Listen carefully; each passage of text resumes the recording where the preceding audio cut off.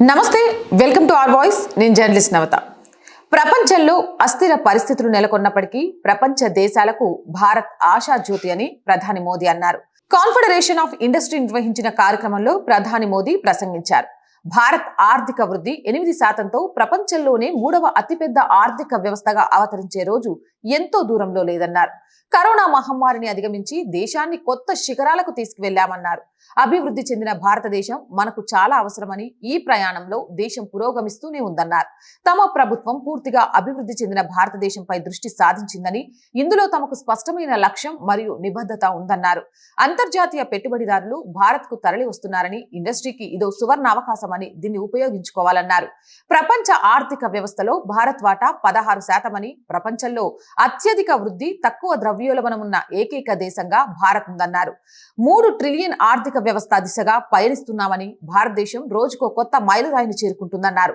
Budget లో చిన్న మధ్య తరహా పరిశ్రమలకు ప్రోత్సాహకాలు దక్కాయని, గత 10 ఏళ్లలో భారతదేశ బడ్జెట్ కూడా 3 రెట్లు పెరిగి 48 లక్షల కోట్లకు చేరుకుందని తెలిపారు.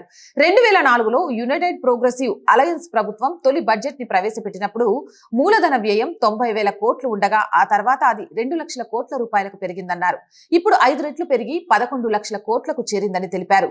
పన్ను రేట్లు తగ్గించినప్పటికీ మంత్రిత్వ శాఖలకు కేటాయించే నిధులు భారీగా పెరిగినట్లు పేర్కొన్నారు.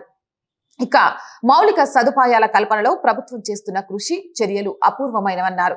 గత కాంగ్రెస్ హయాంతో పోలిస్తే రైల్వే బడ్జెట్ 8 రెట్లు, హైవే బడ్జెట్లు 8 రెట్లు, వ్యవసాయ బడ్జెట్లు 4 రెట్లు, రక్షణ బడ్జెట్లు 2 రెట్లు పెరిగాయన్నారు.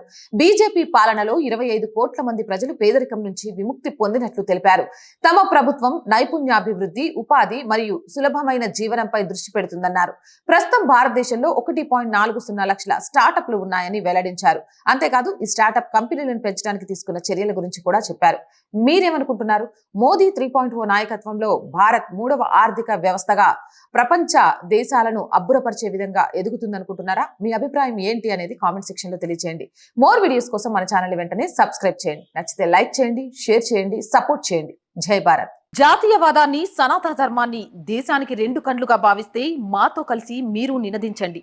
మాకు తోడుగా నిలవండి. కింద కనిపిస్తున్న అకౌంట్ డీటెయిల్స్ కి, ఫోన్ పేకి, గూగుల్ పేకి ఆర్థికంగా చేయూతనందిస్తూ మాకు అండగా నిలవండి. ఆర్థికంగా మీ చేయూత మాకెంతో అవసరం.